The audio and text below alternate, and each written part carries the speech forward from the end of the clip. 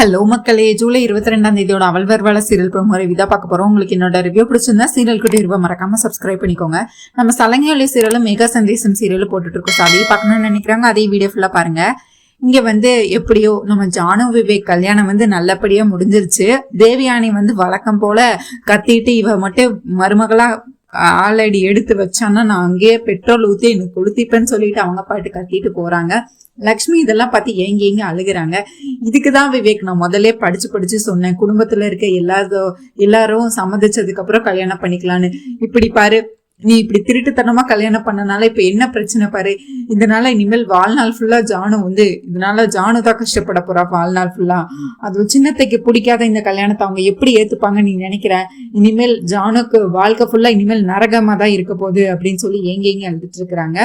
உடனே நம்ம ஜெயதேவும் அரவிந்தாவும், லக்ஷ்மி நம்ம தான் இருக்கோம்ல, நம்ம பேசிக்கலாம், நம்ம தேவயானி கிட்ட எடுத்து சொல்லலாம், எப்படியோ கல்யாணத்து நடந்து போச்சு, முடிஞ்சு போனதை பத்தி பேசி என்ன ஆக போகுது அப்படின்னு சொல்லிட்டு இருக்கிறாங்க. உடனே ஜானு அழுதுட்டே இருக்கிறாங்க. விவேக் நம்ம லக்ஷ்மிக்கு சத்தியம் பண்ணி கொடுக்குறாரு. விவேக் அண்ணி, நீங்க இது வரைக்கும் நீங்க ஜானுவை நல்லபடியா பாத்துக்கிறீங்க. ஆனா இப்ப ஜானு இனிமேல் உங்க தங்கச்சி கிடையாது, இனிமேல் அவ என்னோட மனைவி. நான் உங்களை விட ஒரு படி மேலேயே அவளை நான் பாத்துப்பேன். அவளை நான் எந்த இடத்துலயும் யாருக்காகவும் விட்டு கொடுக்க மாட்டேன். அவ எப்பயும் அவமானப்படுற மாதிரி எந்த இடத்துலயும் நான் நடந்துக்கவும் மாட்டேன். அண்ணி, இனிமேல் ஜானு உங்க பொறுப்பு இல்லை, இனிமேல் அவளோடது. ஜானு என்னோட பொறுப்பு, இது நான் உங்களுக்கு பண்ணி கொடுக்குற சத்தியம் சொல்லி சத்தியம் பண்ணி கொடுக்குறாரு. ஐயோ விவேக், எனக்கு உன் மேல நம்பிக்கை இல்லாமலாம் இல்ல, ஆனா கொஞ்சம் பொறுத்திருந்து பண்ணிருக்கலாம்னு தான் நான் சொல்ல வரேன் அப்படின்னு சொல்றாரு. உடனே அரவிந்தா அதான் முடிஞ்சு போச்சு இல்லம்மா, முடிஞ்சு போனதை பத்தி இப்ப பேசி என்னாக போகுது அப்படின்னு சொல்லிட்டு இருக்கா. உடனே அந்த கல்யாணம் பண்ணி வைக்கிறதுக்காக வந்தார்ல ஐயர், அவரும் அதே தான் சொல்றாரு. இங்க பாருங்கம்மா, இப்ப எதுக்கு நீங்க நல்ல சுபகாரியம் நடந்த இடத்துல எதுக்கு நீங்க அழுதுட்டு இருக்கிறீங்க? கல்யாணம் எப்படியோ திருட்டுத்தனமானாலும் 2 பேருக்கு அவங்க பொண்ணுக்கும் மாப்பிள்ளைக்கும் ரொம்ப பிடிச்சிருக்கு, அவங்க 2 பேரும் கல்யாணமும் பண்ணிட்டாங்க. இனிமேல் நடக்க போறத பத்தி பேசுங்கம்மா. சரி, அவங்களுக்கு கல்யாணம் ஆயிடுச்சுல, முதல்ல நீங்க அவங்களுக்கு ஆசீர்வாதம் பண்ணி நல்லபடியா வீட்டுக்கு கூட்டிட்டு போங்க, எல்லாம் கொஞ்சம் நல்லா சரியாயிரும் அப்படின்னு அந்த ஐயர் சொல்ல அடுத்த அச்சதையை எடுக்கிறாங்க. நம்ம ஜெயதேவும் அரவிந்தாவும் முதல்ல ஆசீர்வாதம் பண்றாங்க. நம்ம விவேக் ஜானு அவங்க காலில் விழுந்து ஆசீர்வாதம் வாங்குறாங்க. அதுக்கடுத்து மித்ரா லக்ஷ்மி அவங்க கல்லை விழுந்து ஆசீர்வாதம் வாங்குறாங்க. நம்ம ஜானு விவேக் மித்ராவும் நீங்க நல்லபடியா இருப்பீங்க, நீங்க லைஃப் லாங் சந்தோஷமா இருப்பீங்க அப்படின்னு சொல்லி அவரும் வாழ்த்துறாரு. அப்படியே கோயில்ல இவங்க எல்லாம் இங்க சந்தோஷமா இருக்கிறாங்க. நம்ம மித்ரா, லக்ஷ்மி, ஜானு, விவேக், அரவிந்தா, சஞ்சனா, ஜெயதேவ் இவங்க எல்லாம் இங்க கோயில சந்தோஷமா இருந்தாலும் நம்ம தேவயானி இவ மட்டும் மருமகளா என் வீட்டுல அடி எடுத்து வச்சா நான் பெட்ரோல் ஊத்தி கொளுத்துப்பேன்னு சொல்லிட்டு முதல்ல கோயிலை விட்டு கிளம்பிட்டாங்க. அவங்களுக்கு பின்னாடியே பார்த்தா நம்ம மனுஷாவும் கிளம்பி இருப்பாங்க. உடனே தேவயானி வீட்டுக்குள்ள உட்காந்துட்டு அதை அப்படி யோசிச்சுட்டே இருப்பாங்க நடந்ததையே. அந்த விவேக் தாலி கட்டின அந்த நொடி அவங்க கண்ணு முன்னாடி வந்து போகும். நம்ம தேவயானி கண்ணு முன்னாடி எது நடக்க கூடாதுன்னு நினைச்சோம் அது நடந்துருச்சேன்னு சொல்லி ஆத்திரத்துல பொங்கிட்டு இருப்பாங்க. உடனே லக்ஷ்மி பேசினது, அரவிந்தா பேசினது எல்லாமே அவங்க மண்டைக்குள்ள ஓடிக்கிட்டே இருக்கும். உடனே அதுக்கடுத்து மனிஷா ஆண்டி, ஐயோ இப்ப இந்த ஜானவும் நான் எது நடக்க கூடாதுன்னு நினைச்சனோ அது நடந்துருச்சு. இந்த ஜானவும் இப்ப இந்த வீட்டு மருமகள் ஆயிட்டா. நான் முதல்ல அந்த லட்சுமியை தான் இந்த வீட்டை விட்டு அனுப்பணும்னு நினைச்சிட்டு இருந்தா, இப்ப அவளுக்கு துணைக்கி இந்த ஜானவும் இங்கே விவேக தாலி கட்டிட்டு இந்த வீட்டுக்குள்ள வரா. இவங்க 2 பேர் இருந்தாங்க, அது எனக்கு ரொம்ப டேஞ்சர். இந்த ஜானுவை ஏதாவது பண்ணி இன்னைக்கு எனக்கு ஏத்த மாதிரி இந்த ஆன்டி யூஸ் பண்ணிக்கணும்.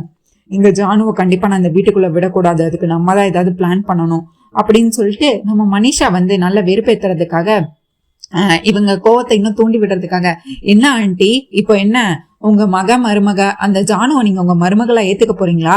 இப்ப அவங்களுக்கு ஆரத்தி கழிச்சு எடுக்க போறீங்களா அப்படின்னு கேட்டுட்டு இருக்காங்க. மனிஷா, நீ என்ன பேசுறன்னு தெரிஞ்சுதான் பேசிட்டு இருக்கியா? அந்த ஜானு என்னோட மருமகளா? அது இந்த ஜென்மத்துல நடக்காத ஒரு விஷயம். அப்போ என்ன பண்ண போறீங்க ஆண்டி? நான் இந்த வீட்டுக்குள்ள அவ மட்டும் காலடி எடுத்து வைக்கட்டும், அதுக்கடுத்து நான் என்ன பண்றேன்னு மட்டும் பாரு அப்படின்னு சொல்றாங்க தேவயானி. உடனே நம்ம மனிஷா சொல்றாங்க, ஐயோ ஆண்டி, நீங்க இந்த கல்யாணம் நடந்ததுல அவங்க எல்லாத்துக்குமே அங்க சந்தோஷம்தான். அரவிந்தா ஆண்டிக்கு, ஜெயதேவ் அங்கிளுக்கு, மித்ராக்கு, லக்ஷ்மிக்கு, ஜானு, விவேக் எல்லாருமே கல்யாணம் அவங்க ஜானு விவேக் கல்யாணம் ஆகணும் தான் ஆசைப்பட்டாங்க. அவங்க நினைச்சபாடியே கல்யாணமும் ஆயிருச்சு. அவங்களுக்கு இப்ப ஜானு விவேக் இந்த வீட்டுல இருக்கிறதுல எந்த பிரச்சனையும் இல்ல. இப்ப யாருக்கு பிரச்சனை? உங்களுக்கு தான், உங்களுக்கும் எனக்கும் தான் பிரச்சனை அப்படிங்கிற மாதிரி நம்ம மனிஷா சொல்லிட்டு இருக்கிறாங்க. இப்ப என்ன பண்ண போறீங்க?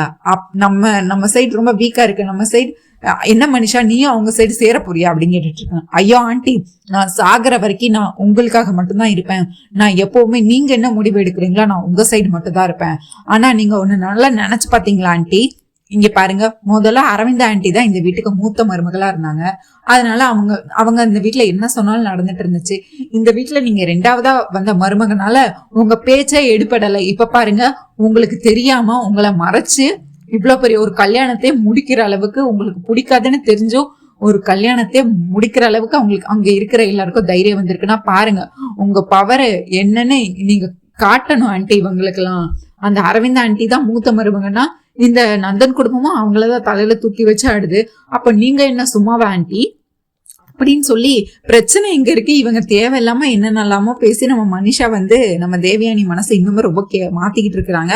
அந்த ஜானு என்ன ஆனாலும் சரி ஆண்டி, நம்ம வீட்டுக்குள்ள விடவே கூடாது, விட்டோம் நமக்கு ரொம்ப பெரிய பிரச்சனை ஆயிரும் ஆண்டி. முதல்ல அந்த லட்சுமி இந்த வீட்டை விட்டு அனுப்பணும்னு நினைச்சிட்டு இருந்தா இப்ப அவளுக்கு துணைக்கு இந்த ஜானு வர வந்துட்டு இருக்கா ஆண்டி, இதை நம்ம இப்படியே சும்மா விடக்கூடாது அப்படின்னு சொல்லி பேசிட்டு இருக்கிறாங்க. அவளை இந்த ஜென்மத்துல என் மருமகளா நான் ஏத்துக்கவும் மாட்டேன், விடவும் மாட்டேன். அதுதான் ஆண்டி நானும் சொல்றேன், நீங்க அப்படியே கீப் இட் அப் பண்ணுங்க, அதுதான் நமக்கும் வேணும். அந்த ஜானு என்னன்னாலும் நீங்க விடக்கூடாது, உங்களுக்கு துணைக்க நான் இருப்பேன் ஆண்டி, உங்களுக்கு ஒரு குரலா நான் கொடுப்பேன் ஆண்டி, என்ன நடக்குதுன்னு இன்னைக்கு பாத்துரலாம் ஆண்டி அப்படின்னு சொல்லிட்டு இருக்காங்க. உடனே இங்க பார்த்தா சஞ்சனா எல்லாருமே ஹாப்பியா அப்படியே இங்க அவங்க கோயில்ல இருந்து எல்லாரும் கார்ல வந்து இறங்குறாங்க.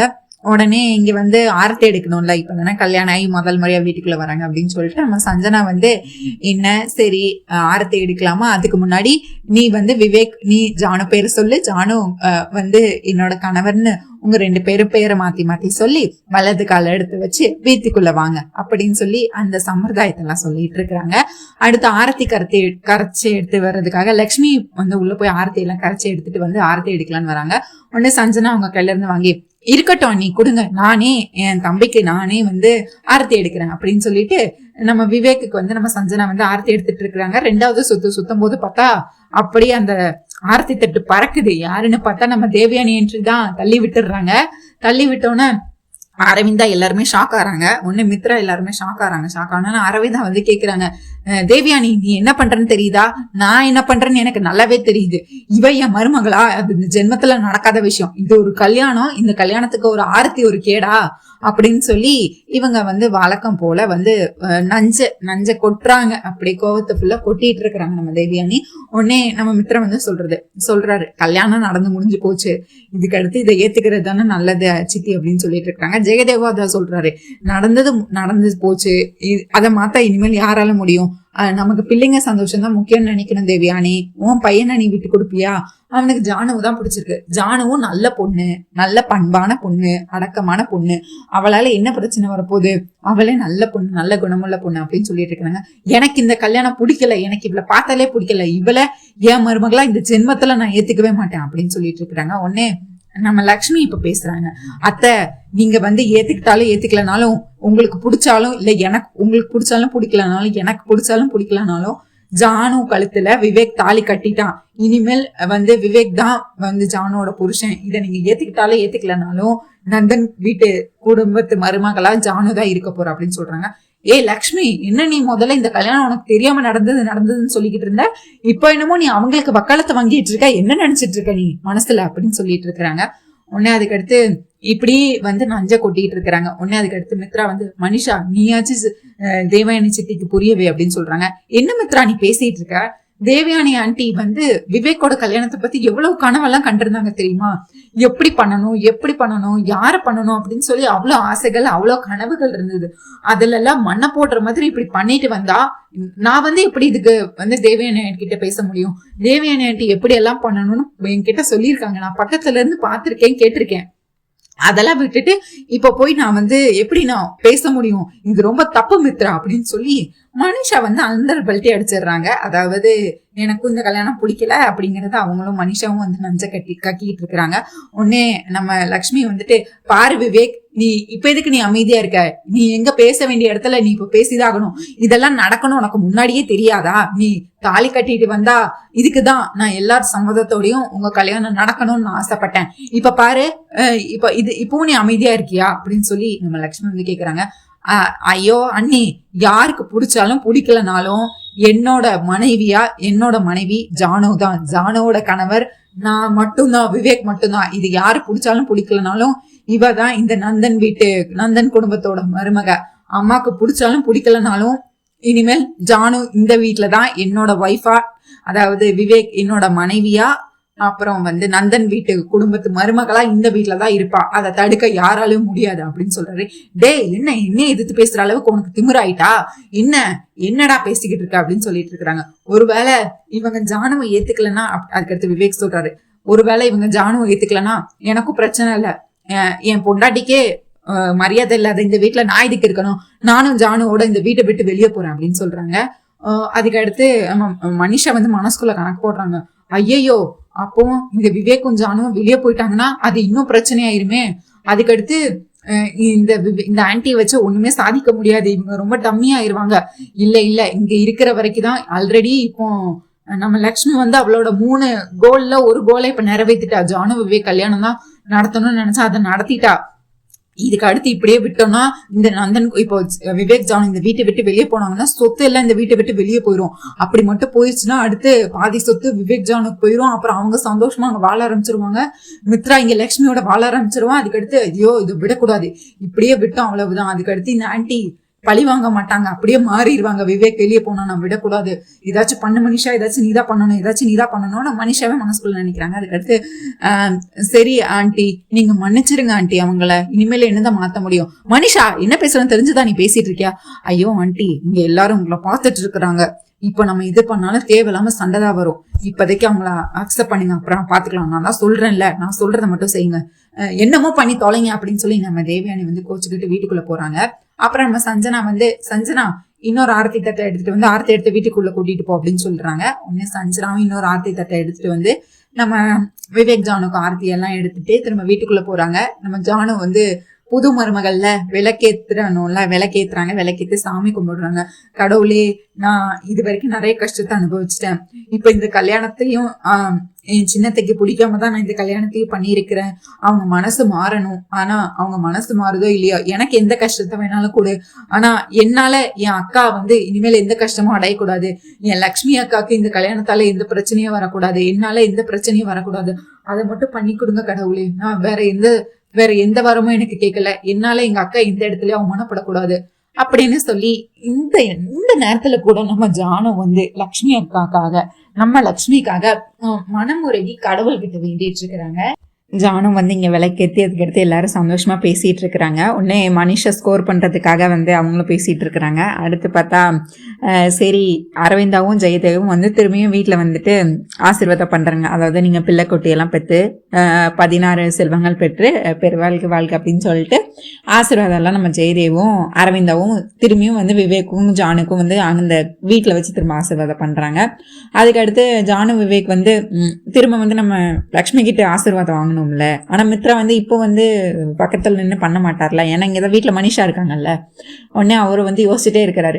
உடனே விவேக் சொல்றாங்க, அண்ணா உனக்கு பிடிச்சாலும் பிடிக்கலனாலும் நீயும் லக்ஷ்மியும் சேர்ந்து நின்றுதான் எங்களை ஆசீர்வாதம் பண்ணணும் அப்படின்னு விவேக் கேட்கிறாரு. உடனே அரவிந்தா சொல்றாங்க, அது ஏன்டா அவன் ஏன்டா பண்ண மாட்டேன்னு சொல்ல போறான், அவன் தானே கன்னியாதானம் லக்ஷ்மியும் மித்ராவும் சேர்ந்து தானே பண்ணி கொடுத்தாங்க, அப்போ ஏன் கன்னியாதானம் பண்றவன் உனக்கு ஆசீர்வாதம் பண்ண மாட்டானா என்ன அப்படின்னு சொல்லிட்டு இருக்காங்க. உடனே அவங்க 2 பேரும் சேர்ந்து நின்று நீங்க 2 பேரும் சந்தோஷமா இருக்கணும், ஹாப்பி மேரி லைஃப் அப்படின்னு சொல்லிட்டு மித்ரா சொல்றாரு. உடனே இவங்களும் நீங்க 2 பேருமே சந்தோஷமா வாழ்க்கையில உங்களுக்கு எல்லா செல்வங்களும் கிடைக்கணும்னு சொல்லி நம்ம லக்ஷ்மியும் மித்ராவும் நம்ம ஜானு விவேக திரும்பியும் ஆசீர்வாதம் பண்றாங்க. உடனே ஆசீர்வாதம் பண்ணோடனே நம்ம ஜானு எமோஷனல் ஆகுறாங்க. எமோஷனல் ஆகி லக்ஷ்மியை கட்டி பிடிச்சி அழுகிறாங்க. ஜானு, இத்தனை நாள் நீ எனக்கு தங்கச்சியா இருந்த, இப்போ நீ விவேக்கோட மனைவி ஆயிட்டா, அதுவும் இந்த நந்தன் குடும்பத்தோட மருமகள் ஆயிட்டா. அதனால இனிமேல் நீ என்ன பண்ணாலும் யோசிச்சுதான் பண்ணணும். யாரையும் கஷ்டப்படுத்துற மாதிரி எதுவுமே பண்ணக்கூடாது. நீ எல்லாரையும் அனுசரிச்சு போகணும். இந்த வீட்டுல இருக்கிற எல்லார் மனசையும் புரிஞ்சு அதுக்கேத்த மாதிரி வாழ கத்துக்கணும். நீ இங்க யார் மனசையும் கஷ்டப்படுத்துற மாதிரியோ இல்ல முக்கியமா உன் அத்தை மனசை கஷ்டப்படுத்துற மாதிரி எதுவுமே பண்ணக்கூடாது. உன் அத்தைக்கு பிடிக்காத எந்த விஷயத்தையும் நீ பண்ணக்கூடாது அப்படின்னு சொல்லி ஒரு அம்மா ஸ்தானத்துல எப்படி ஒரு அம்மாவா அவங்க பொண்ணுக்கு சொல்லுவாங்களோ அத மாதிரி நம்ம லக்ஷ்மி நம்ம ஜானுக்காக இதெல்லாம் சொல்லிட்டே இருக்கிறாங்க. இதை கேட்டோன்னா ஜெயதேவ் லக்ஷ்மி, என்ன லக்ஷ்மி, அவ என்ன வேற வீட்டுக்கா போறா? நம்ம வீட்டுக்கு தானே ஜானு மருமகளா வந்திருக்கிறா. அதுவும் இல்லாம ஜானு யாரு? உன்னோட தங்கச்சி. அவளுக்கு இதெல்லாம் நீ சொல்லியா கொடுக்கணும், சொல்லி கொடுக்கவே தேவையில்லையே அப்படின்னு சொல்லிட்டு இருக்கிறாங்க. அதுவும் இல்லாம இந்த வீட்டுல தான் நீயும் இருக்கிற, இந்த வீட்டுல தான் ஜானும் இருக்கிறா. நீங்க 2 பேரும் ஒரே வீட்டுல தான் இருக்கிறீங்க. நீ ஏன் ஜானுவை நல்லபடியா பாத்துக்க தான் போற, இதுக்கு நீ இவ்வளவு ஆனா ஜானுக்கு சொல்லிட்டு இருக்க அப்படின்னு கேக்குறாங்க. இல்ல அத்தை, இல்ல மாமா, நானே வந்து இப்போ அப்போன்னு இருக்கு. நானே இந்த வீட்டை விட்டு எப்போ வேணா வெளியே போகலாம். ஆனா அப்போ சொல்ல முடியுமான்னு எனக்கு தெரியல. ஆனா இப்போ சொல்ல வேண்டிய கட்டாயத்துல நான் இருக்கிறேன். ஜானு இனிமேல் இந்த குடும்பத்துக்கு ஏற்ற மருமகளா, ஒரு நல்ல மருமகளா, அதாவது எல்லாருக்கும் பிடிச்ச ஒரு மருமகளா, எல்லாரும் மனசையும் புரிஞ்சுக்கிட்டு அதுக்கேற்ற மாதிரி வாழணும். அதை சொல்ல வேண்டியது என்னோட கடமை தானே அப்படின்னு சொல்லிட்டு இவங்க வந்து பேசிட்டு இருக்கிறாங்க. உடனே மித்ரா வந்து இதெல்லாம் கேட்டோன்னே எப்போ, அதாவது மித்ரா இன்டைரக்டா குத்தி கட்டி தானே பேசுறாங்க. இந்த வீட்டுல நானே இன்னும் கொஞ்ச நாள் தான் இருக்க போறேன், இன்னும் இந்த வீட்டை விட்டு போயிருவேன் அப்படிங்கிற மாதிரி லக்ஷ்மி வந்து சொல்றாங்கல்ல. இதை கேட்டோன்னா மித்ராக்கு ஒரு மாதிரி ஆகுது. உடனே பின்னாடி இருந்து மனிஷா, அப்பா என்னமா நடிக்கிறா, நான் ஒரு ஸ்மார்ட்டா ஒரு பிளே பண்ணா இவ எமோஷனலா அப்படியே மித்ரா பக்கம் இழுக்கிறாளா?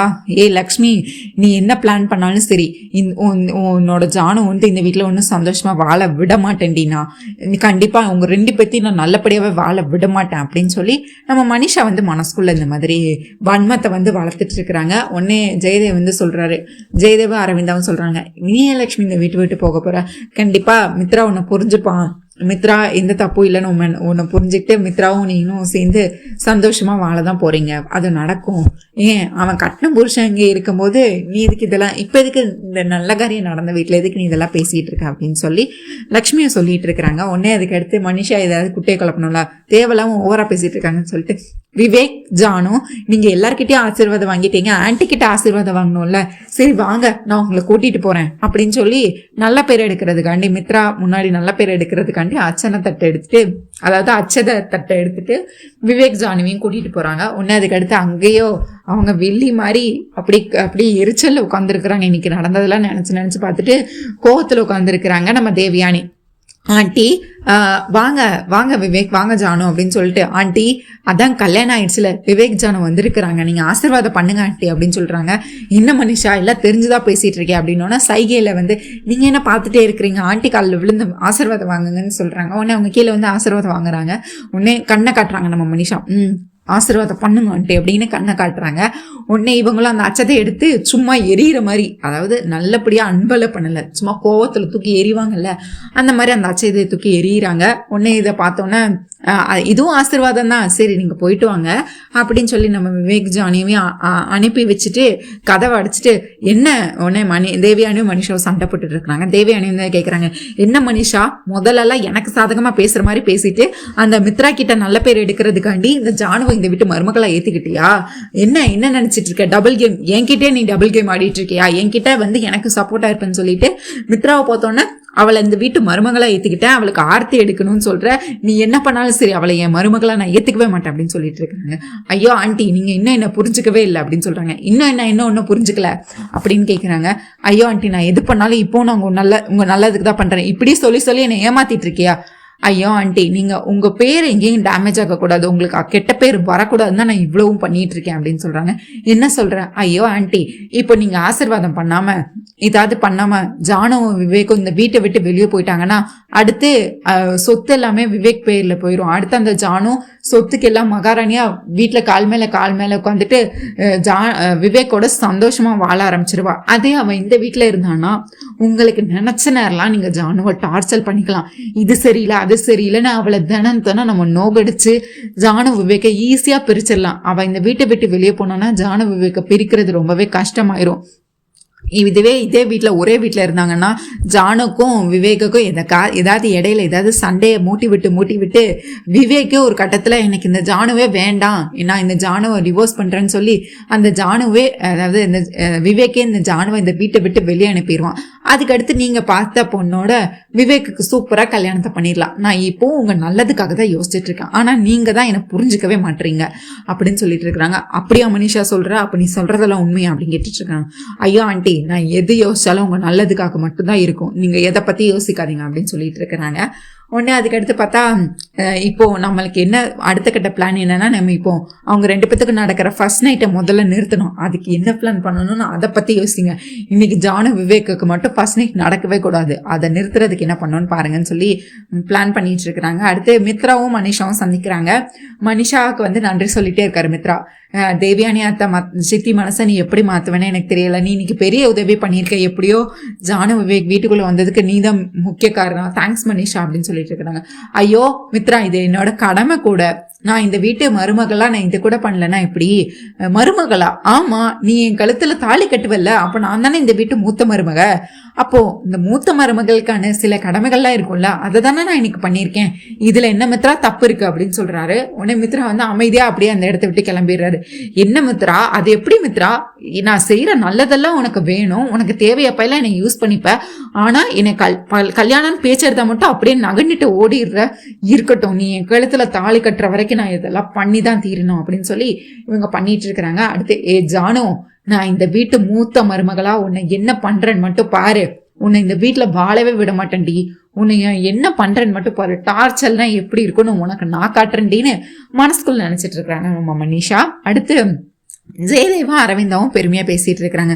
மனிஷா இவனதான் கெட்டவளா இருந்தாலும் எப்படியோ இன்னைக்கு விவேக் ஜானுவை சேர்த்து வச்சிருக்கா, ஏதோ ஒரு வகையில அவளுக்கும் மனசுல ஏதோ ஒரு ஓரம் இருக்கு, நல்ல எண்ணம் இருக்கு அப்படின்னு சொல்லி பேசிட்டு இருக்கிறாங்க. ஐயோ அத்தை, நீங்க நினைக்கிற மாதிரி எல்லாம் இல்ல, அவன் மித்ரா முன்னாடி நல்ல பேர் எடுக்கணுங்கிறதுக்காக தான் ஜானு விவேக சேர்த்து வச்சிருக்கா, அவெல்லாம் நல்லவளே இல்ல, தனக்கு ஏதாவது நல்லது நடக்குதா நல்லது கிடைக்குதான்னு யோசிக்கிறவ அவளை பத்தி நீங்க இப்படி நினைச்சிட்டு இருக்கிறீங்களா, அவெல்லாம் இவ்வளவு நல்லவளா கிடையாது அப்படின்னு சொல்லிட்டு இருக்காங்க. கண்டிப்பா ஆமா, ஜெயதேவ் சொல்றாரு. ஆமா லக்ஷ்மி, நீ சொல்றது கரெக்ட் தான், மித்ரா முன்னாடி நல்ல பேர் எடுக்கிறதுக்காக தான் அவ இந்த மாதிரியெல்லாம் யோசிச்சு ஏதோ பண்ணிட்டு இருக்கிறா, ஆனா அவ நிஜத்துல ஒன்னும் அவ்வளவு நல்லவெல்லாம் கிடையாது. உடனே நம்ம அரவிந்தா சொல்றாங்க, நீ இப்பவே போய் மித்ரா கிட்ட நடந்த உண்மையெல்லாம் சொல்லு, அந்த மனிஷா பத்தின முகத்தரையை கிழிச்சு ஏறி, நீ எதுக்காக நீ மித்ரா கிட்ட இவ்வளவு நீ கெட்ட பேர் எடுத்துட்டு இருக்கணும், என்னைய நீ எதுக்கு காப்பாத்தி என்ன பண்ண போற, நீ என்னைய காப்பாத்துறன்னு உன் வாழ்க்கையை நீயே பாலாக்கிட்டு இருக்க லக்ஷ்மி அப்படின்னு சொல்லிட்டு இருக்காங்க. ஐயோ அத்தை, நீங்க பொறுமையா இருங்க, நான் என்ன பண்ணாலும் நான் யோசிச்சுதான் பண்ணுவேன், நீங்க பொறுமையா இருங்க, மனிஷா கிட்ட இருந்து அந்த ஆதாரத்தை வாங்குற வரைக்கும் நான் எதுவும் பண்ண மாட்டேன். இப்போ ஜானு விவேக் இப்பதான் கல்யாணம் இருக்கு, அவங்களும் வந்து அவங்க வாழ்க்கையை சந்தோஷமா ஆரம்பிக்கணும், அவங்களும் நல்லா இருக்கணும், அதுக்கு அடுத்து தான் நான் என்ன முடிவுனாலும் எடுக்கணும், இப்போதைக்கு நீங்க எதுவும் இதை பத்தி பேசாதீங்க அப்படின்னு சொல்லி முடிச்சிடுறாங்க.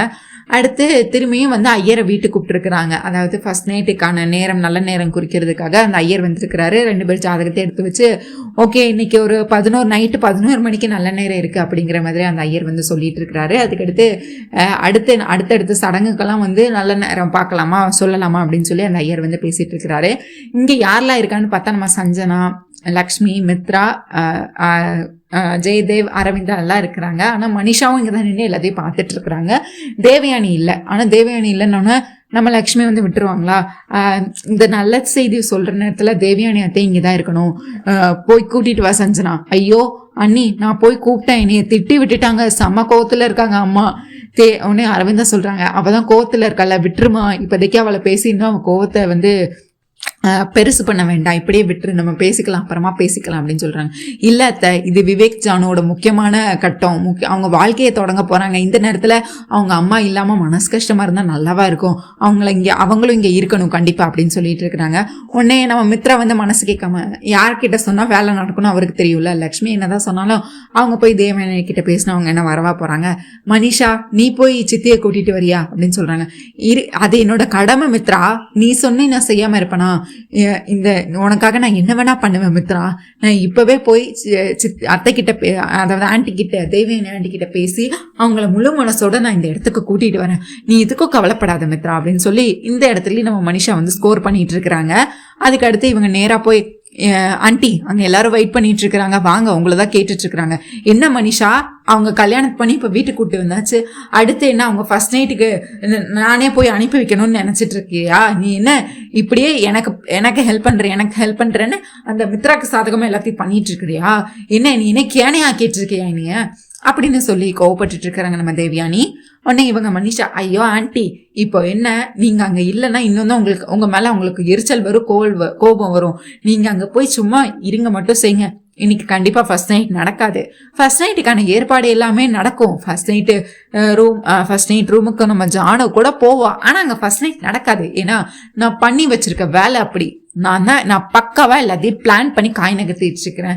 இப்ப அவங்களுக்கு எந்த சந்தேகமும் வரக்கூடாதுன்னா நீங்க இங்க இருக்கக்கூடாது, நீங்க அங்க வந்து இருக்கணும். அப்பனாதான் உங்களுக்கு எந்த டவுட்டும் எந்த சந்தேகமும் வராது. அதுக்காக தான் ஆண்டி சொல்லிட்டு இருக்கிறேன், நீங்க எதுக்கும் கவலைப்படாதீங்க, நீங்க இப்ப போங்க அப்படின்னு சொல்லிட்டு இருக்கிறாங்க. இதுக்கு இடையில பார்த்தா நம்ம ஜானு வந்து நம்ம சஞ்சனா வந்து விவேக் ரூமுக்கு கூட்டிட்டு வர்றாரு. உடனே ஐயோ அண்ணி இன்னைக்கு இப்பவே மொத்த வெக்கத்தையும் காட்டிடாதீங்க, நைட்டுக்கும் கொஞ்சம் மிச்சம் வைங்க, எதுக்கு இவ்வளோ வெக்கப்பட்டு இருக்கிறீங்க அப்படின்னு சொல்லி விவேக் ரூம் கூட்டிட்டு வராரு. உடனே அதுக்கடுத்து விவேக் ரூம்ல இருந்துட்டு அவரும் ஜாலியா ஹாப்பியா பார்த்துட்டு இருக்கிறாரு. உடனே சஞ்சனா வந்தோடனே இது என்னோட ரூம் அது அப்படின்னு சொல்லி விவேக் சொல்றாரு. இது உன்னோட ரூம் இல்லை, இது என் அண்ணியோட ரூம், இப்போ இது உங்களோட ரூம் அப்படின்னு சொல்றாங்க சஞ்சனா. உடனே அதெல்லாம் சொல்லியாச்சுல, நீ இப்போ ரூமை விட்டு கிளம்பு அப்படின்னு சொல்றாங்க. டேய் உனக்கு கல்யாணம் பண்ணி வச்சதே நான் தான்டா, அதெல்லாம் எனக்கு தெரியும், இப்போ நான் கொஞ்ச நேரம் அவகிட்ட தனியா பேசணும், முதல்ல நீ இங்க இருந்து போ அப்படின்னு சொல்லி சஞ்சனாவை வந்து வழுக்கட்டாயமா ரூமுக்குள்ளே அனுப்பி வைக்கிறாரு. அடுத்து பார்த்தா உடனே கதவை லாக் பண்ணிடுறாரு. லாக் பண்ணிட்டு அப்படியே ஜானி கிட்ட ரொமான்ஸ் பண்ணலான்னு வர்றாரு. ஆனா ஜானு என்னடா பண்ணி வச்சிருக்க நீனு, என்ன பண்ண, கல்யாணம் தானே பண்ணேன், இது வரைக்கும் நம்ம லவ்வர்ஸா இருந்தோம், இப்ப நம்ம 2 பேத்துக்கு கல்யாணம் ஆயிடுச்சு, கணவன் மனைவி ஆயிட்டோம் அப்படின்னு சொல்லிட்டு இருக்கிறாங்க. இதெல்லாம் நீ அதை என் கிட்ட சொல்லியிருக்கணும், இல்லை என் அக்கா கிட்ட சொல்லியிருக்கணும், எதுக்கு இப்படி திருட்டுத்தனமா பண்ணி வச்சிருக்கிற அப்படின்னு சொல்லிட்டு இருக்காங்க. நான் எது பண்ணாலும் நம்ம நல்லதுக்கு தாமா பண்ணுவேன், சரி இது வரைக்கும் தான் நீ வந்து அதை பண்ணக்கூடாது இதை பண்ணக்கூடாதுன்னு சொல்லிட்டு இருந்தேன், இப்பதான் நம்ம 2 பேத்துக்கும் கல்யாணம் ஆயிடுச்சே அப்படின்னு சொல்லி ஹக் பண்ண வராரு. நம்ம ஜானுவோ தள்ளி விட்டுட்டு ஓடிடுறாங்க. ராட்சசி அப்படின்னு சொல்லி இவர் வந்து கோவத்துல சும்மா செல்ல கோவங்கள் பட்டுட்டு இவங்களும் சந்தோஷமா இங்க இருக்கிறாங்க. நம்ம மனிஷா வந்து இவங்க தேவயானி மண்டைய கழுவி சரி நீங்க கண்டிப்பா ஃபர்ஸ்ட் நைட் நடக்காது, நீங்க வாங்க, நீங்க அங்க வந்து இருங்க அப்படின்னு சொல்றாங்க. அதுக்கு அடுத்து அவங்களோட கல்யாணம் முடிஞ்சு வச்சுக்கல, அதுக்கு அடுத்து சடங்குகள்லாம் இருக்குல்ல, விளையாடல் அதெல்லாம் இருக்குல்ல, அதெல்லாம் பண்ணிட்டு இருக்கிறாங்க. உடனே ஐயர் வந்து உட்காந்துருக்கிறாரு. இவங்க எதுக்கு இந்த சைடு பொண்ணு, இந்த சைடு மாப்பிள்ள, அதுக்கடுத்து நம்ம ஜுன்னு லக்கி எல்லாம் உட்காந்துருக்குறாங்க. இந்த சைடு பார்த்தா மித்ரா, இவங்க பொண்ணு சைடு பார்த்தா நம்ம லக்ஷ்மி அரவிந்தா எல்லாரும், மாப்பிள்ள சைடு நம்ம ஜெயதேவ் மித்ரா எல்லாரும் நின்றுட்டு இருக்கிறாங்க. அதுக்கடுத்து அந்த பண்டிதர் வந்து முதல் விளையாட்டை வந்து சொல்றாரு. அந்த முதல்ல 2 பேரும் மாலை மாத்திக்கோங்க அப்படின்னு சொல்றாங்க. உடனே மாலையை வாங்கி நம்ம ஜானுவும் விவேக்கும் மாறி மாறி மாலை மாத்திக்கிறாங்க. அதுக்கடுத்து பூ எடுத்து மேல தலையில போடணும் அப்படின்னு சொல்றாங்க. அதுக்கடுத்து ஒவ்வொரு இன்ஸ்ட்ரக்ஷன் தான் சொல்லிட்டு இருக்கிறாங்க. இவங்க ஒண்ணு செய்யறாங்க. அதுக்கடுத்து 2 பேரும் அப்படி பூ எடுத்து மேல போட்டுட்டு இருக்கிறாங்க. அதுக்கடுத்து அந்த ஐயர் வந்து இப்ப நான் இந்த மோதிரத்தை போடுவேன், இதுல வந்து யார் பேச்சு கேட்பானே இதுலதான் இருக்கும், இந்த மோதிரம் யாருக்கு கிடைக்குது அவங்கதான் வின்னர் அப்படின்னு சொல்லிட்டு ஒரு பானைக்குள்ள தண்ணி வச்சு அதுக்குள்ள அந்த மோதிரத்தை போடுறாங்க. உடனே இங்க ஜானு வந்து ஜானுவை எடுன்னு சொல்லிட்டு நம்ம லக்ஷ்மி அரவிந்தா எல்லாரும் சொல்லிட்டு இருக்காங்க. அதுக்கடுத்து விவேக்க வந்து டேய் விடாத எடு அப்படின்னு சொல்லிட்டு நம்ம ஜெயதேவ் மித்ரா எல்லாரும் விவேக்கு சப்போர்ட் பண்ணிட்டு இருக்காங்க. இல்ல எங்க சித்தி தான் ஜெயிப்பாங்கன்னு சொல்லிட்டு ஜுன்னு சொல்ல, இல்ல எங்க சித்தப்பா தான் ஜெயிப்பாங்கன்னு சொல்லிட்டு லக்கி சொல்ல, இப்படி மாறி எல்லாரும் ஹைப் கொடுத்துக்கிட்டு இருக்கிறாங்க. கடைசியா பார்த்தா நம்ம ஜானு வந்து பெரிய மனசு பண்ணி அந்த மோதிரத்தை வந்து விட்டு கொடுத்துட்றாங்க. விட்டு கொடுத்தோன்னே நம்ம விவேக் எடுத்துடுறாரு. எடுத்துட்டு நான் தான் எடுத்தேன் அப்படின்னு சொல்றாரு. உடனே நம்ம ஜுன்னு லக்கே சொல்றாங்க, இல்ல என் சித்தி விட்டு கொடுத்தனாலதான் இன்னைக்கு சித்தப்பாக்கு இந்த மோதிரம் கிடைச்சிருக்கு அப்படின்னு சொல்றாங்க. உடனே அரவிந்தா வந்து அப்படியே லக்ஷ்மி மாதிரி, லக்ஷ்மியும் எப்பவும் தனக்காக எதுவுமே பண்ணிக்க மாட்டா, மற்றவங்களுக்காக தான் விட்டு கொடுப்பா, லக்ஷ்மியும் மித்ராக்காக நிறையவே விட்டு கொடுத்துருக்கா அப்படிங்கிற மாதிரி எமோஷனலா அவங்களும் சான்ஸ் கிடைக்கிற நேரத்தெல்லாம் மித்ராவுக்கு குத்தி காட்டணுங்கிறதுக்காக நம்ம அரவிந்தாவும் பேசிட்டு இருக்கிறாங்க. ஆனா நம்ம மனிஷாக்கு கோவம் வந்துரும்ல, ஜெயதேவும் அதுக்கடுத்து எல்லாத்தையும் சொல்லிட்டு இருக்கிறாங்க. ஆமா அப்படியே நம்ம மருமகள் லக்ஷ்மி மாதிரி தானே, அவளோட தங்கச்சி அவளை மாதிரி தானே இருப்பா, அப்படியே அவங்களும் நம்ம குடும்பத்துக்காக அவ்வளோ யோசிக்கிறா அப்படின்னு சொல்லிட்டு லக்ஷ்மி எல்லாரும் புகழ்ந்து பேசிட்டு இருக்கிறாங்க. உடனே தான் நம்ம மனிஷாக்கும் தேவையானிக்கும் மூக்கு வைத்திருவேன்.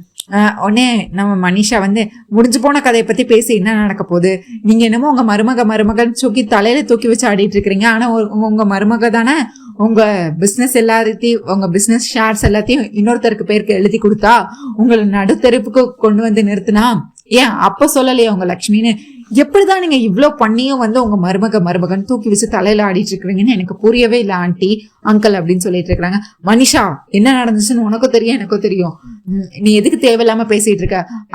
உடனே அதுக்கு அடுத்து லக்ஷ்மி நீ எதுக்கு எதுக்கு அமைதியா இருக்க, நீ மித்ரா கிட்ட உண்மையை சொல்லு அப்படின்னு சொல்லிட்டு இருக்கிறாங்க. அதுக்கடுத்து நம்ம ஜெயதேவும் அவரோட பங்குக்கு சொல்றாரு. தேவயானி முகத்துல அப்படியே ஈயாடுது. ஐயோ எங்க உண்மையை சொல்லிடுவாங்களோ அப்படின்னு சொல்லிட்டு உடனே மித்ராக்கு வந்து சும்மா என்ன எதுக்கு சும்மா எப்ப பார்த்தாலும் இந்த லட்சுமின்னு அவளை தூக்கி வச்சு ஆடிட்டு இருக்கிறீங்க. அவ பண்ணதை எதையும் நான் மறக்கவும் இல்லை, நான் மறக்கவும் மாட்டேன், அவளுக்கு மன்னிப்பும் நான் கொடுக்கவும் மாட்டேன். எதுக்கு தேவையில்லாம இப்ப பேசிட்டு இருக்கிறீங்க பழசெல்லாம்? அப்படி என்னதான் அவ பெரிய தியாகம் பண்ணிட்டா சும்மா அவளே எல்லாரும் சொல்லிட்டு இருக்கிறீங்க? அததான் மித்ரா நானும் கேட்கிறேன். அப்படி என்ன தியாகம் பண்ணிட்டான்னு இவங்கள என்ன நடந்துச்சுன்னு சொன்னாதானே மித்ரா உனக்கும் தெரியும். சும்மா எதுவுமே சொல்லாம லட்சுமி தலையில தூக்கி வச்சு ஆடிட்டு இருக்காங்க.